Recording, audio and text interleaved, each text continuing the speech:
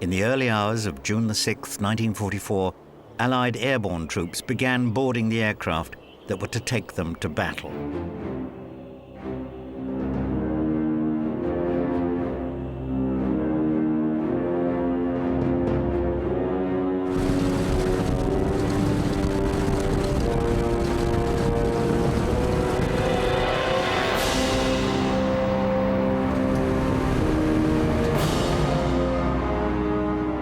As they dropped from the skies over Hitler's fortress Europe, these men had the grim satisfaction of being the first Allied troops to set foot on enemy-occupied soil. They were the vanguard of one of the largest military operations ever mounted.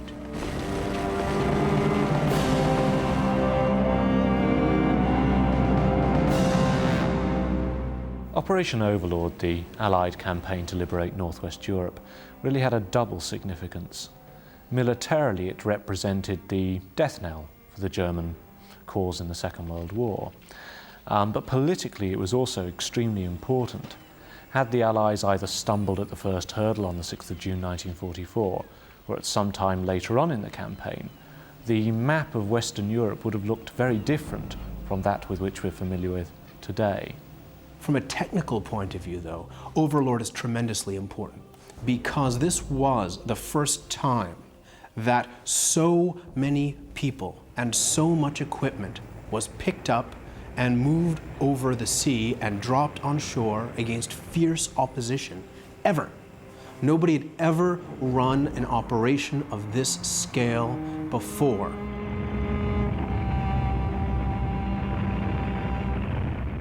The night of the 5th and 6th of June 1944, the tension in Eisenhower's headquarters and the tension at number 10 Downing Street was absolutely incredible, because both Churchill and Eisenhower knew that there was a real possibility of this operation ending in total catastrophe.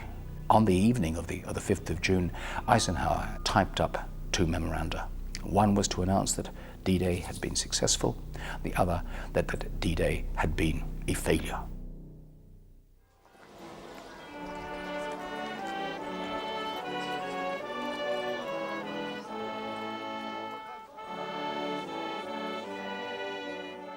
Today, as a memorial service is held for the paratroopers who helped secure the Normandy bridgehead, you can find amongst the headstones the grave of Private E.S. Cotte. Sadly, he was among the first casualties in the Great Invasion of Europe. He had died to liberate Ranville, the first town in Europe to fall into Allied hands.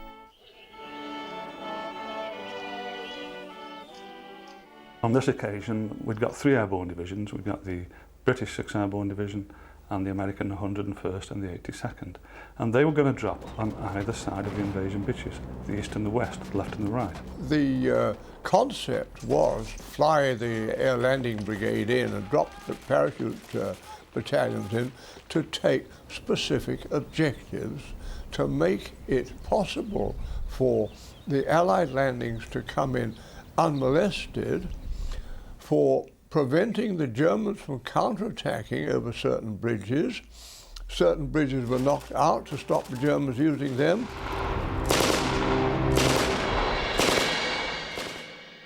Even today, Operation Overlord still ranks as the largest and most complex single military operation ever staged. In the first wave, there were more than 75,000 Canadian and British troops and 57,000 Americans as they assaulted the beaches of Normandy.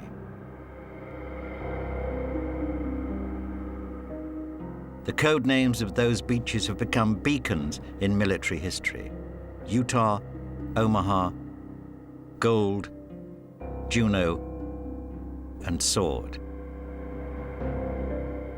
On D-Day, approximately 156,000 Allied troops landed from the sea or dropped from the air into Normandy. That's approximately 5 divisions coming ashore on the beaches with 3 brigades and a further 3 airborne divisions. Defending against them, it's very much harder to be certain of the exact size of the German forces, but added up, it comes out at about 5 divisions, 1 of them armoured, plus a brigade. So in terms of land forces, the Allies are stronger, but not vastly stronger. On the other side of the Channel, the Germans knew that the invasion was coming. They had made considerable efforts to prepare what Hitler optimistically called the Atlantic Wall, a line of defenses intended to assure the protection of the coast from the Arctic to Spain.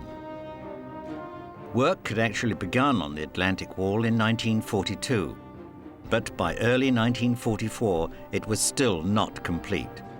There were numerous concrete gun emplacements and blockhouses which dotted the coastline, but it was certainly not a continuous line. In late 1943, the famous desert veteran Erwin Rommel was personally appointed by Hitler as Inspector General of the Atlantic Wall defenses. One of the main elements of Rommel's defensive strategy lay in a massive belt of anti-tank mines along the entire length of the coast, which, in places, stretched to a depth of half a mile from the shoreline. This first line was intended to be backed up by an additional belt of mines up to 5 miles deep, sited further inland. Herr Pemoller was one of the men who helped set up the defenses. Wir dann zu Kampfeinheiten zusammengestellt wurden und wurden demnach auch entsprechend rausgeschickt, entweder in den Osten. Wir wurden seinerzeit erst nach Frankreich geschickt und machten dann die Küste da fest mit den Rommelspargeln. Gegen die Luftlandeversuche der Alliierten pflanzte man Baumstämme ein, in der Größe ins Watt draußen, dass die Landungsboote nicht rankommen konnten. Und man verminte Strecken, exploding mines. It has been calculated that this grandiose scheme would have required 200 million mines to complete. Despite the more limited resources actually available to him, Rommel still boasted that the beaches would become what he described as a zone of death. The problem with the Atlantic Wall was the same as the problem with the Maginot Line. Once you get past the chain of fortifications, all of the effort and expenditure, all of those gun barrels that had been mounted in those fortresses instantly become useless. Nobody really expects defense lines to actually stop an attack dead. The defense lines are there to actually slow down the attack, maybe by 24, 48 hours, something like that, to allow you to move your reserves up so you can then put in the counterattack. When it came to the choice of the actual invasion beaches, the number of locations was limited by the availability of fighter cover which could be provided from England. An attack on Holland was also ruled out because of the difficulties of capturing a seaport. The logical choice, of course, was the Pas-de-Calais area, which was only 22 miles across the Channel from Dover. This was also the shortest sea crossing. It was also obvious to the Germans, and it was here that the very heaviest defences of Fortress Europe were concentrated.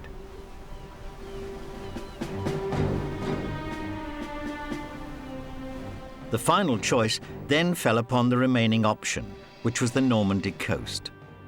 Normandy was far enough from the obvious route to have a decoy effect on the Germans, but at the same time it was still well within fighter range and was considerably less well defended than the Pas-de-Calais.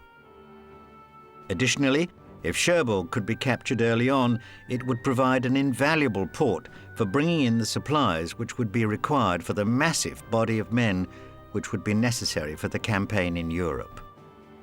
Quite clearly, if one was going to supply such large numbers of personnel with all the diverse needs of 20th century armed forces, then an all-weather port facility was absolutely essential.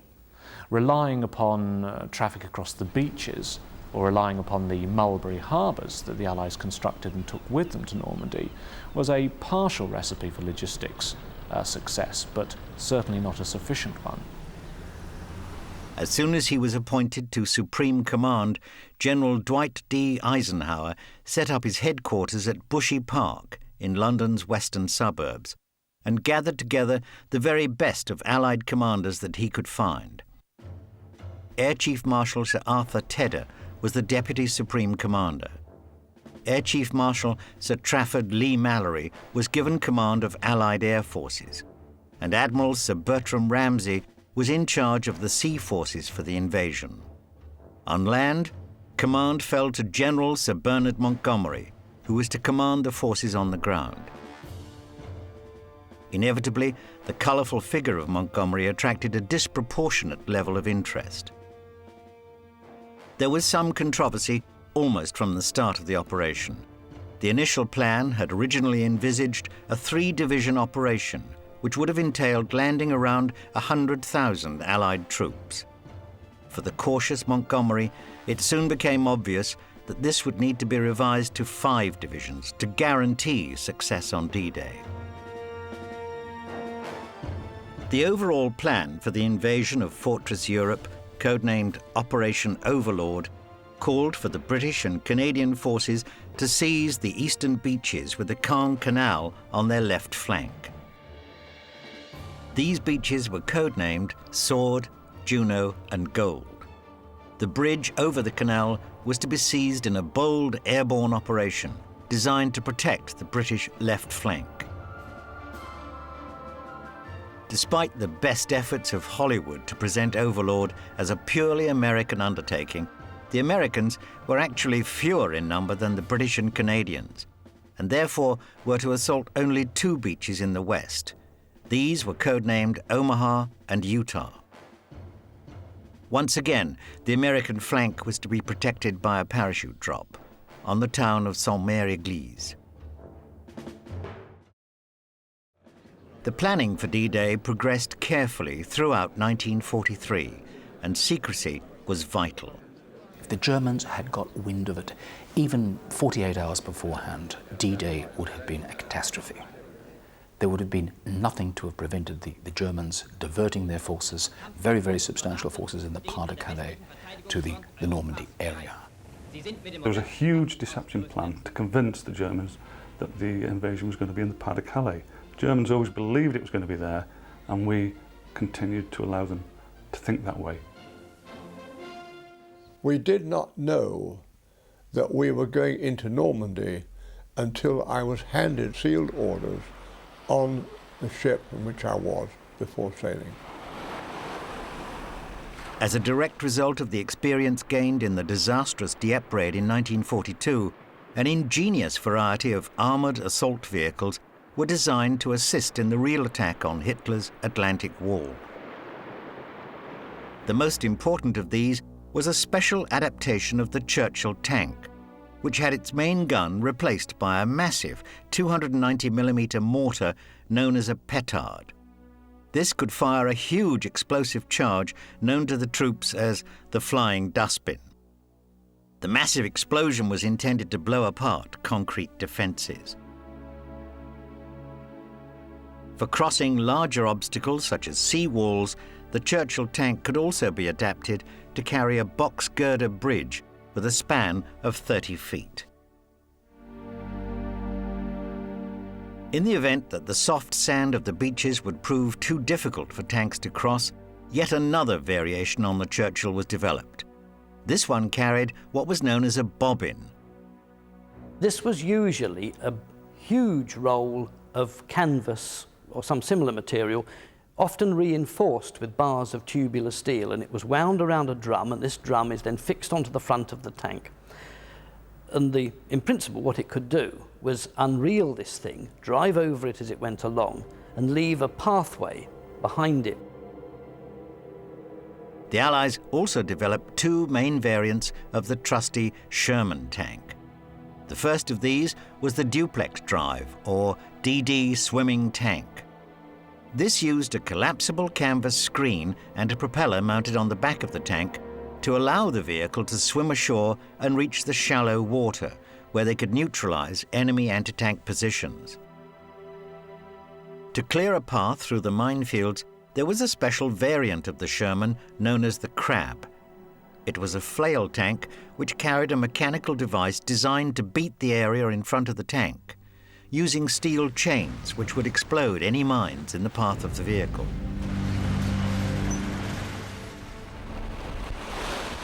While Allied plans progressed smoothly, on the German side of the Channel, the situation continued to deteriorate.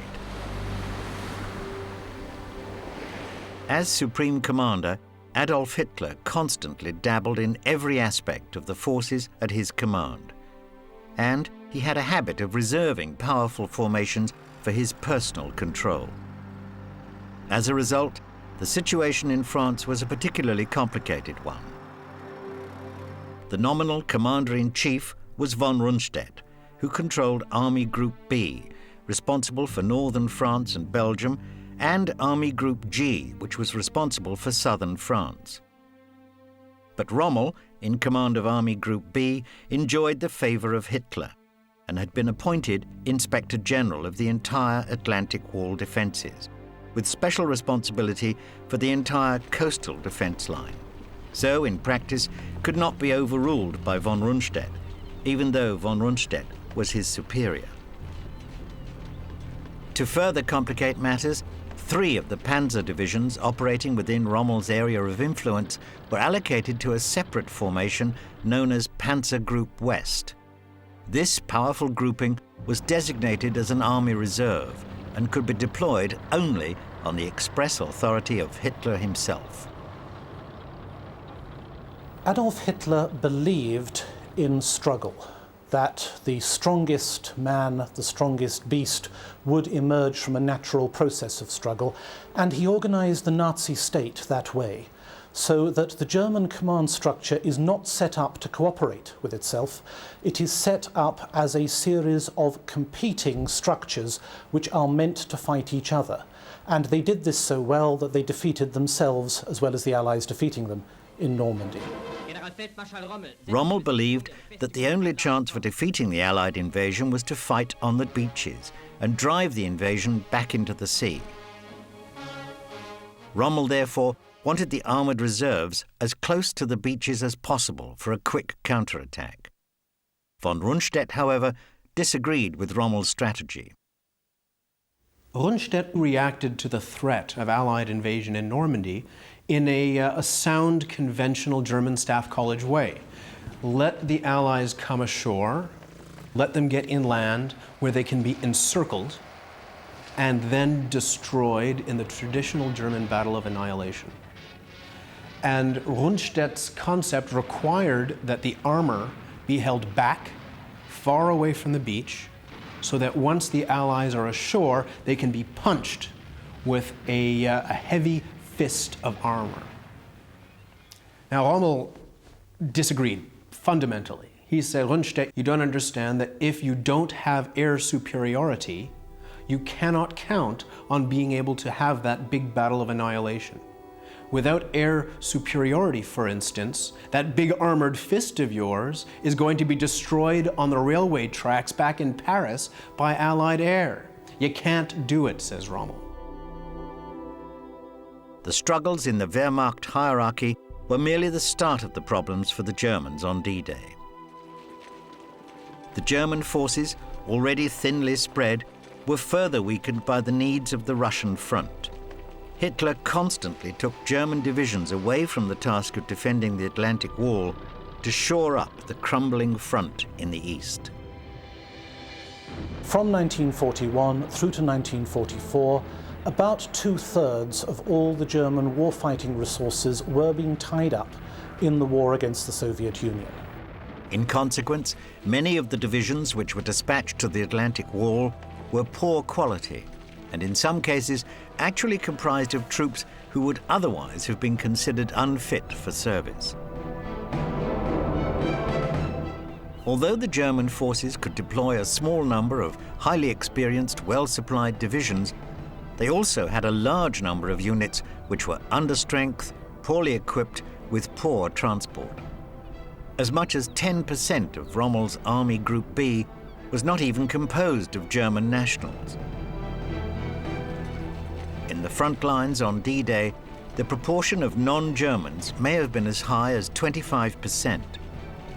These were men who were volunteers from various countries occupied by the Germans or prisoners of war who had enlisted in the German army. They came mainly from the Asiatic republics of the Soviet Union and were simply used as cannon fodder in the front line of D-Day.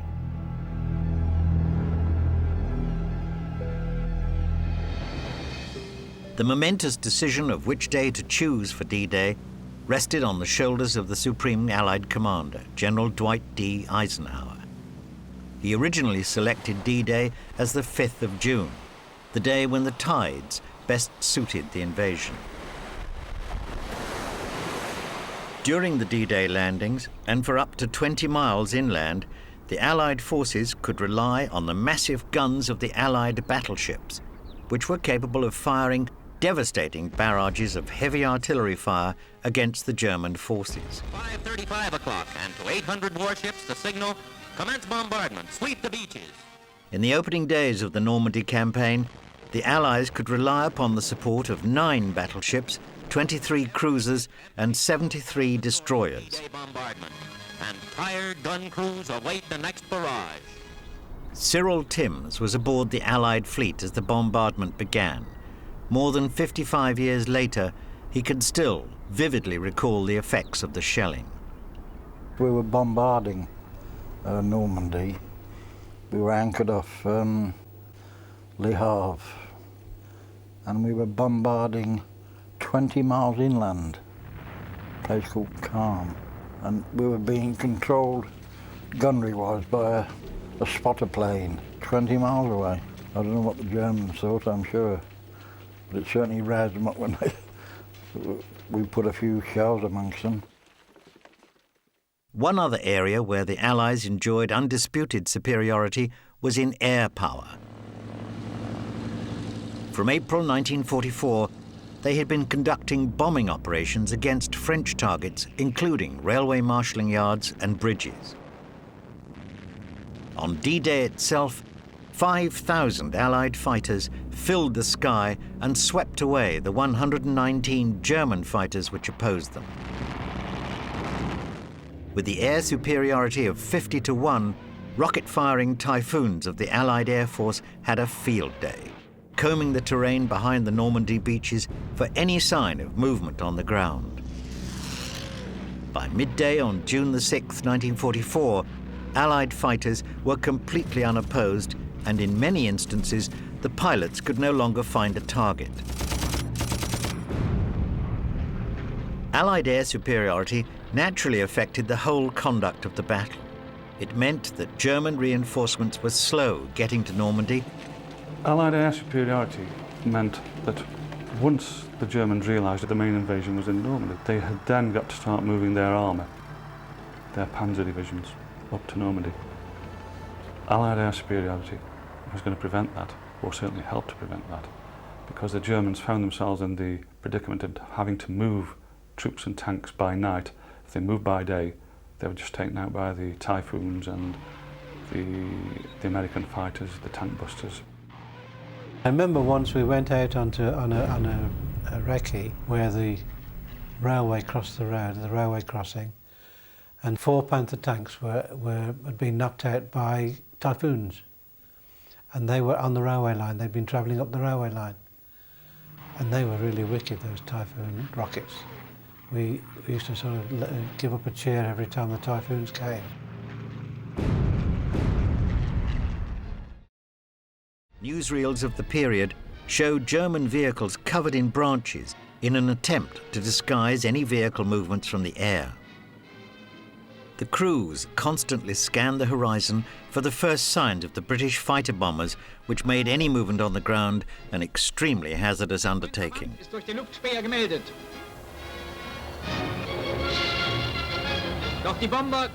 To offset the many disadvantages which faced the German troops fighting on the ground in Normandy, they did enjoy some real advantages over the Allies in terms of experience.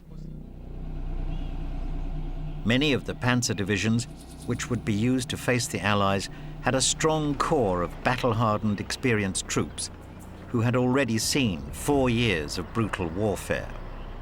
This experience gave them the mental toughness which would serve them in great stead during the coming battle.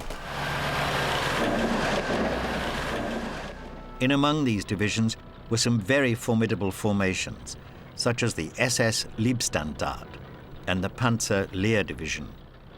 The Leibstandarte Adolf Hitler, the 1st SS Panzer Division, was a formation which, like other SS units, was very, very well stocked. Because the SS had its own chain of command, and because Heinrich Himmler was so close to Hitler and so personally powerful, the SS divisions, like the Leibstandarte Adolf Hitler, were very well supplied with people. They were very well supplied with tanks, well fed, well fueled, compared to the rest of the German army. Like so many of the German armoured formations committed to the fighting in Normandy, the Panzer Lehr, or demonstration division, was an extremely capable fighting formation. It was well equipped with something like 200 tanks, many of them modern Panthers, which were probably superior to most of the Allied tanks at that time. In addition, it was made up of personnel drawn primarily from training establishments. So these were officer and NCO cadres and specialists who had extremely prolonged experience on fighting on, for example, the Eastern Front. So these were very capable personnel. Brigadeführer Witt, der Kommandeur der SS-Division Hitlerjugend. The Hitler Youth Division was virtually unique in the history of warfare. It was composed of utterly fanatical, ideologically dedicated young Nazis with an average age of 18. This division was formed in October 1943, and it was known as the Hitler Youth Division, the 12th SS Panzer Division, as it became. And it was an exceedingly dangerous division because it was composed of young men who were fanatics, and young men of 16 and 17 who could not conceive of death. Not only are they fearless, but when they are fighting for a cause that they believe in, men of that age can be utterly ruthless. They have no capacity to empathize. One area in which the Germans had a real advantage was in the quality of their tanks.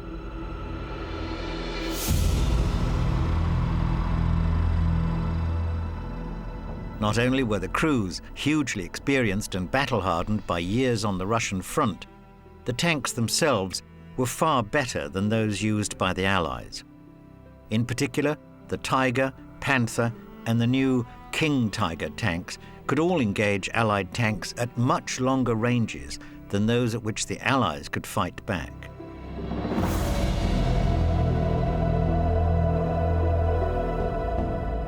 The German tanks came from the German tradition of precision engineering and excellent design. And they were technically brilliant, the German tanks.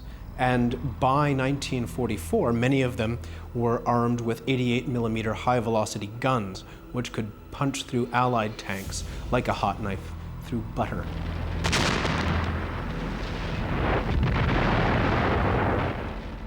If one talks to a veteran of the Northwest European campaign today and asks them questions about their armour and the quality of their armour, you're likely to get a very, very angry response indeed.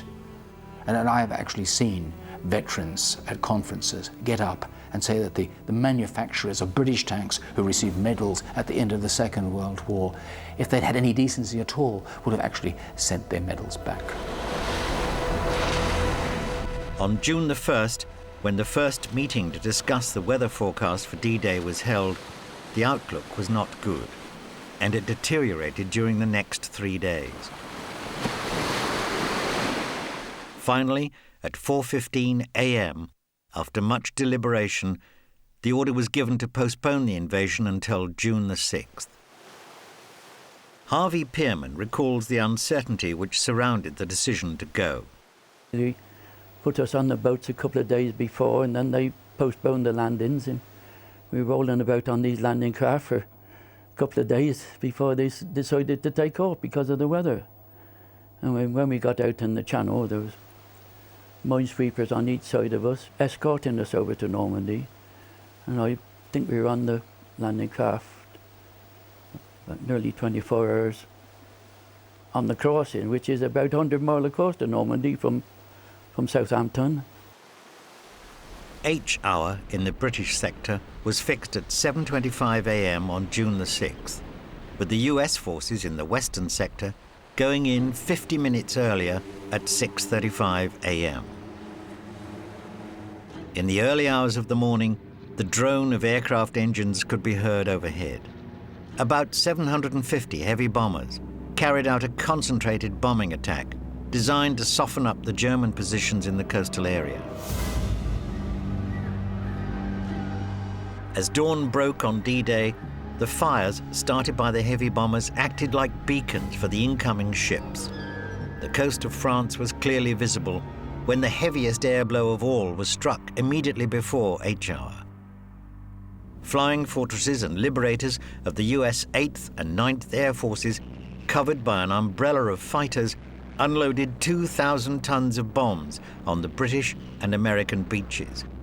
The complete absence of the Luftwaffe at this time must have been grimly suggestive to the stunned German defenders of things to come.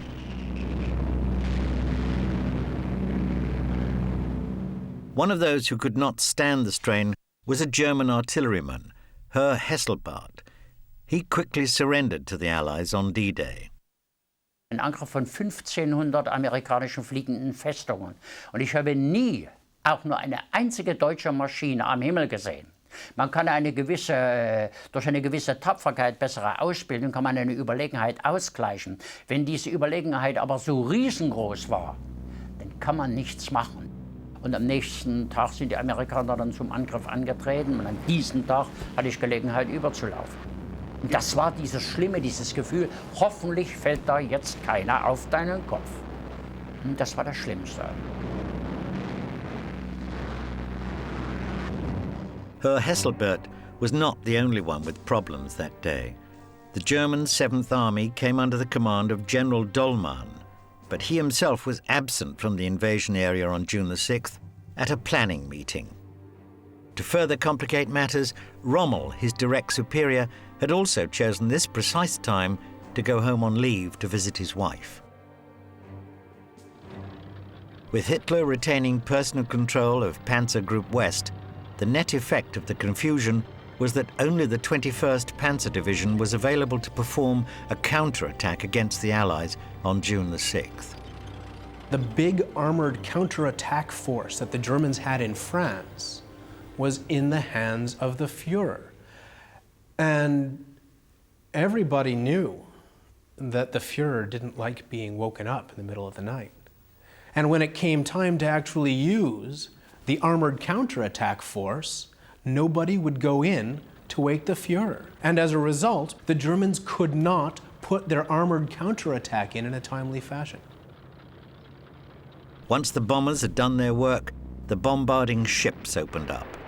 British Hunt-class destroyers raced in to engage in close duels with any surviving shore batteries. The final close-up punch before the assault troops poured ashore was delivered by rocket-firing craft. Despite the massive advantages, the Allies did not have everything their own way. Along the entire 50-mile front, appalling weather hampered the landings. Enemy fire from bold survivors added to the confusion.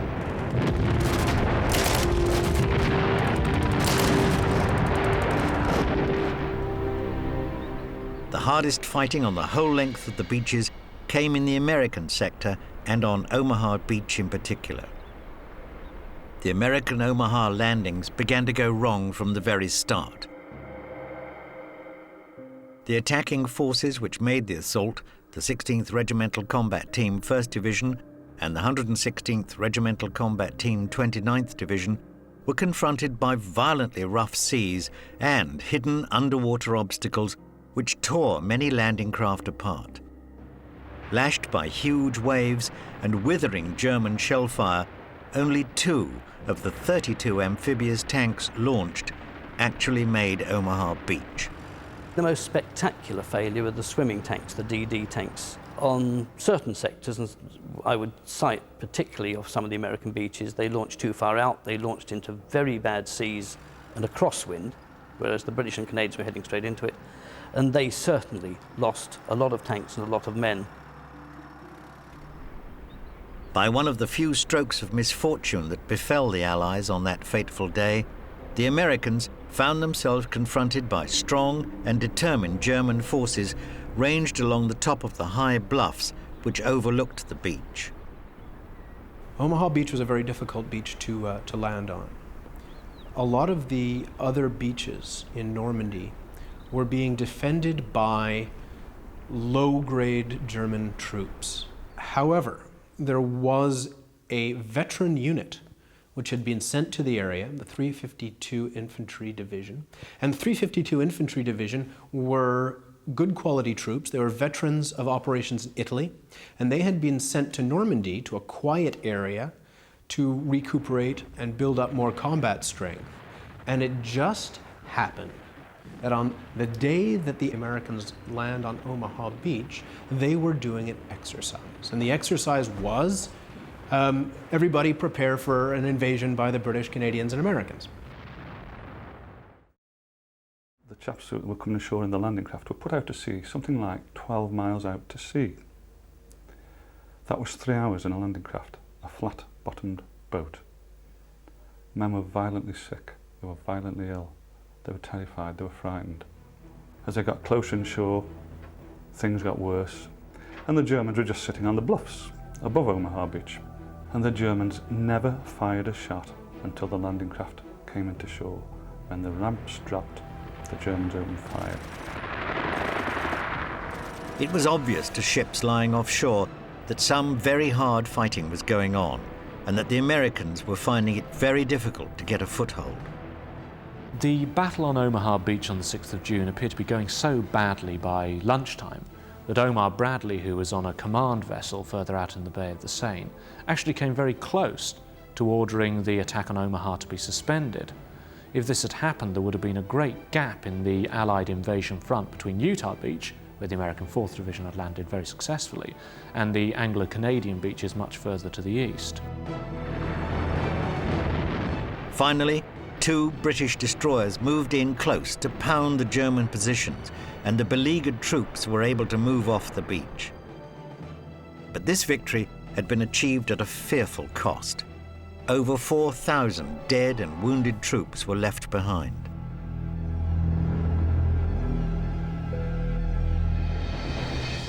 On the extreme flank of the Allied landings at Utah Beach, the Americans enjoyed considerably more success, although, ironically, it started with what was potentially the seeds of failure.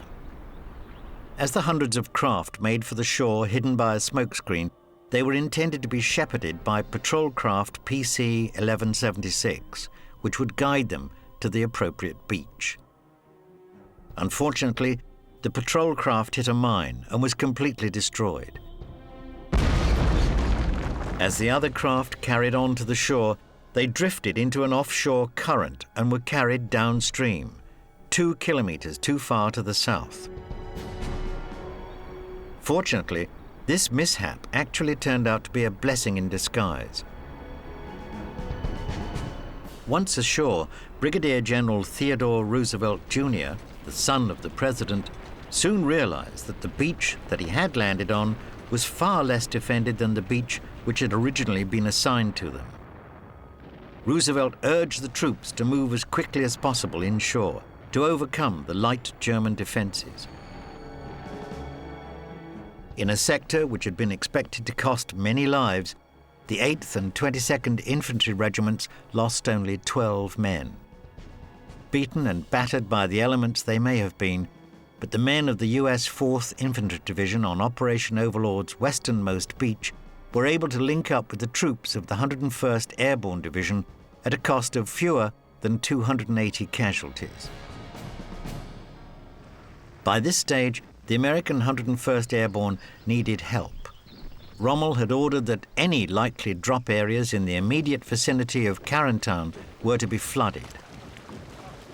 When the airborne troops did land, they were so loaded down with equipment that when they landed in the swamps of the Cotentin Peninsula, a lot of them were weighed down by their equipment and they drowned because they were unable to pull themselves out of the swamp. And because they were so scattered across the French countryside, their buddies weren't there to help them. In addition, possible drop zones were heavily sown with anti-personnel mines, which also caused heavy casualties among the American paratroopers. The Canadian and British troops who began the invasion in the centre of Gold Beach at 0725 hours were met by elements of the 716th German Static Division, a numerically inferior and poor quality outfit which were no match for the highly motivated Allied troops. The British 231st Brigade Group and 69th Brigade Group of the 50th Division, however, met ferocious opposition from elements of the veteran German 352nd Division. Inevitably, some pockets of German resistance escaped the amazing bombardment because many of the concrete pillboxes went deep underground. At many points, therefore, the dash across the sands had to be made in the face of rifle and machine gun fire. It was afternoon before the German guns, having resisted all infantry assaults, were silenced by Allied artillery.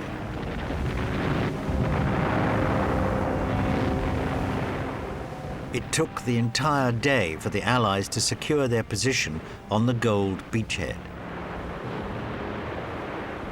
By nightfall, the British attacks had managed to push inland for a distance of approximately 5 miles.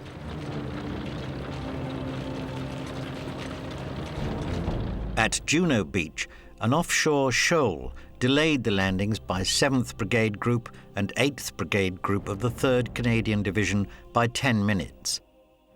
The rough seas hurled the Canadian troops onto the beachhead, which had been reduced by the very high tide to only 100 yards wide at its narrowest point. Treacherous rocks and reefs were also a constant danger to the assault craft, which exploded with alarming regularity.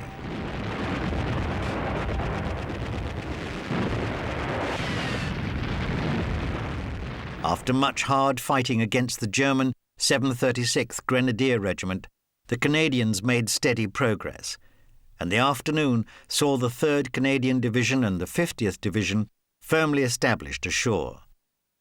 In Normandy landings on D-Day, I was attached to the 3rd Canadian Division, and we were landing the troops, the Canadians, on the beaches. And, when we got there were a lot of Canadians had been they'd fought their way ashore and, you know, that sort of thing, and we dropped them. We came on like the second tide, and a lot of the bodies were still on the beach with their hands sticking out of the sand, you know, and we kind of had to move them, otherwise we'd have run over. Well, some of them was run over, you know.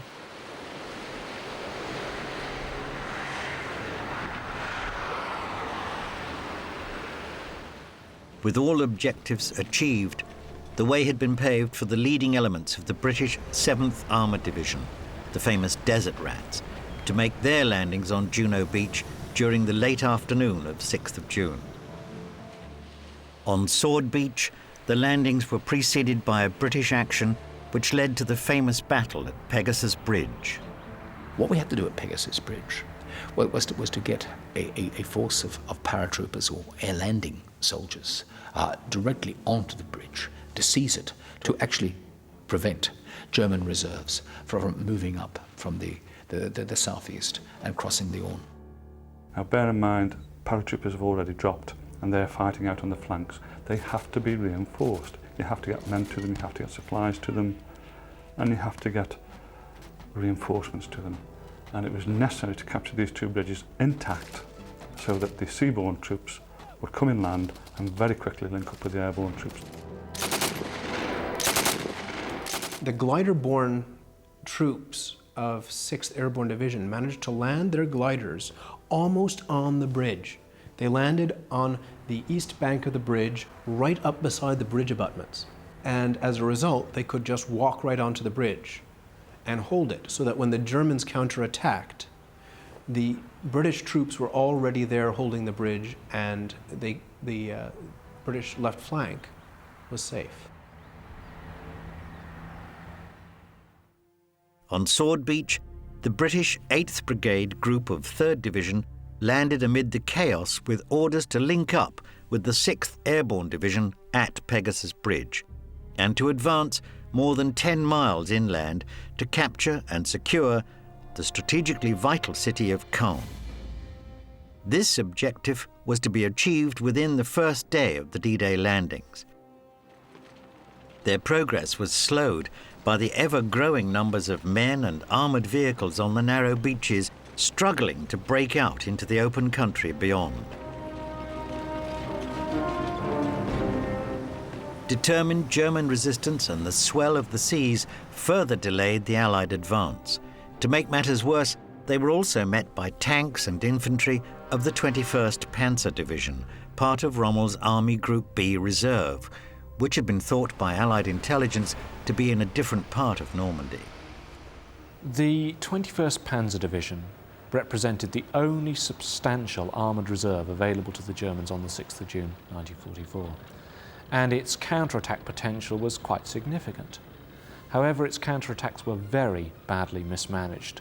Orders were countermanded, the initial deployment of the division was rather poor and spread out, so that when the attacks did finally go in, on the afternoon and early evening of the 6th of June, they went in a rather sporadic, ineffectual, unconcentrated fashion. However, a battle group from the 21st Panzer Division did manage to exploit a gap between the British and Canadian forces and actually reached the coast at Lyon-sur-Mer at around 7 o'clock on the evening of June the 6th. No reinforcements, however, were available, and the German forces were forced to fall back to positions just north of Caen. The fighting on that day had cost the division 25% of its tanks, and there was worse to follow. Caen, of course, had been an objective for D-Day itself, and at this stage, no one could possibly have suspected that it would take another 6 weeks before the town fell into Allied hands. But the main objective for D-Day had been achieved. The Allied army was ashore. The writing was now on the wall for Hitler's 1,000-year Reich.